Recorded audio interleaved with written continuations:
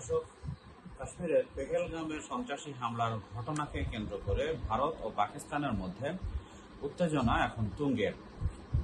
এর আগেও একাধিক যুদ্ধ এবং কূটনৈতিক টানাপোড়েনের মধ্যেও যে ঘটনাগুলো ঘটেনি, এবারের নতুন ক্রাইসিস সামনে আসার পরে থেকে সেই ঘটনাগুলো ঘটেছে। যেমন পানি চুক্তি স্থগিত করেছে ভারত, এটা ইতিপূর্বের যুদ্ধ অবস্থায়ও কখনো করেনি ভারত। আর পাকিস্তানের তরফ থেকে সিমলা চুক্তি বা তাশকন্দ ঘোষণা সহ সকল চুক্তি স্থগিত করা হয়েছে। তো এটাও একটা নজিরবিহীন পদক্ষেপ। তো এই অবস্থায় দুই দেশের শক্তিমত্তার নিয়ে নানান আলোচনা তৈরি হচ্ছে।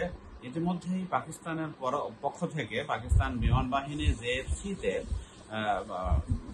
দুইটি মিসাইল ছবি প্রদর্শন করেছে। একটা হচ্ছে PL-15 এবং PL-10। দর্শক, আসুন দেখে নেই যে PL-10 এবং PL-15 কি।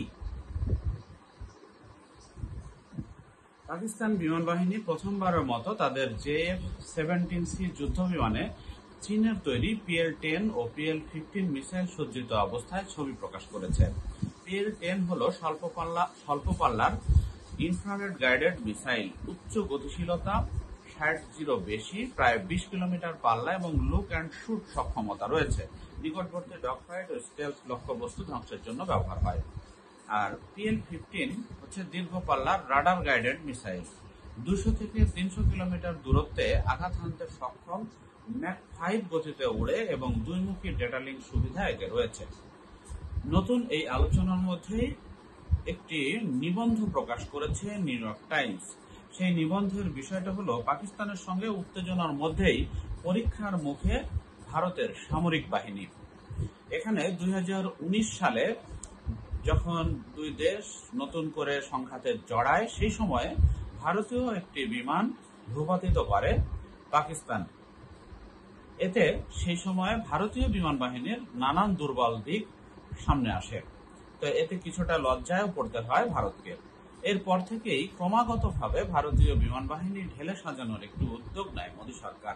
তবে সেই উদ্যোগ এখনো খুব একটা আলোর মুখ দেখেনি বা সেই উদ্যোগের ফল এখনো পাওয়া যায়নি। এটি সামনে এনেছে নিউ ইয়র্ক টাইমসের এই নিবন্ধ। দর্শক, দেখে নেই কি আছে এই নিউ ইয়র্ক টাইমসের এই প্রবন্ধ নিবন্ধে। ভারত ও পাকিস্তানের দীর্ঘদিনের উত্তেজনা শেষবার যখন সংঘর্ষে রূপ নিয়েছিল, তখন ভারতীয় কর্মকর্তারা একে অস্বস্তিকর বাস্তবতার সম্মুখীন হতে বাধ্য হন। ওই সময় দেশটির বিশাল সামরিক বাহিনীকে অনেকটা ফুলিয়ে ফাঁপিয়ে দেখানো হয়েছিল। আদতে তারা ছিল সেকেলে এবং সীমান্তে হুমকি মোকাবেলায় অপ্রস্তুত। পাকিস্তানের হাতে 2019 সালে একটি ভারতীয় যুদ্ধ বিমান ভূপাতিত হওয়ার ঘটনায় লজ্জায় পড়ে যায় দেশটি।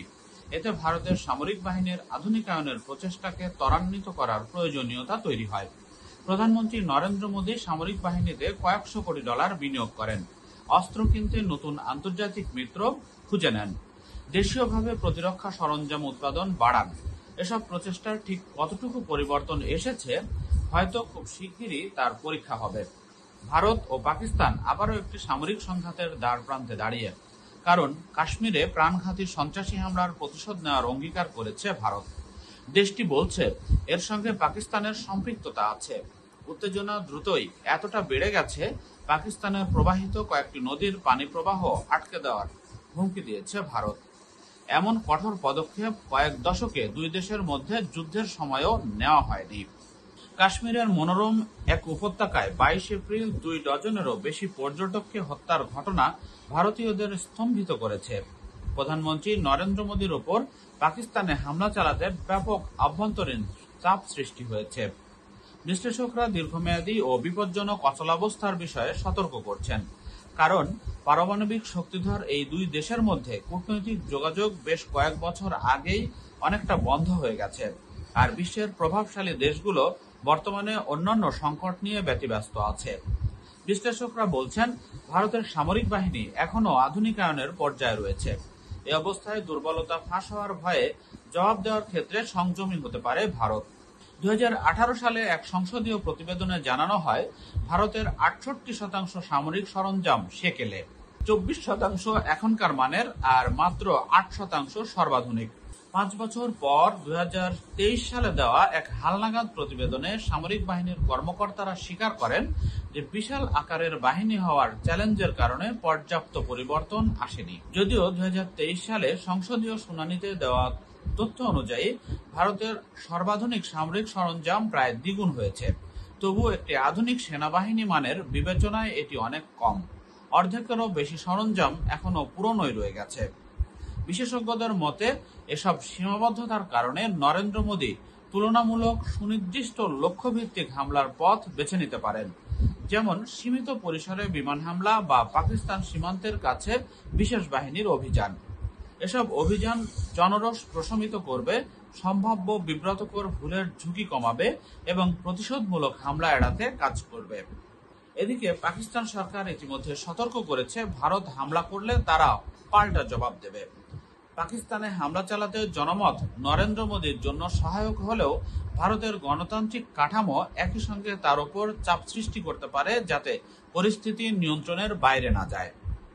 পাকিস্তানে দীর্ঘদিন ধরে পর্দার আড়াল থেকে সেনাবাহিনী দেশ পরিচালনা করে আসছে। এক্ষেত্রে সিদ্ধান্ত নিতে দেশটির নেতৃত্ব তুলনামূলক বেশি স্বাধীনতা পাবে। তারা সংঘাত বাড়তে দিয়ে আভ্যন্তরীণভাবে আরও সুবিধা নিতে পারে। পাকিস্তানের সামরিক বাহিনীকে খুব সহজেই প্রতিহত করতে পারে ভারত, এমন আত্মবিশ্বাস দেখাচ্ছে।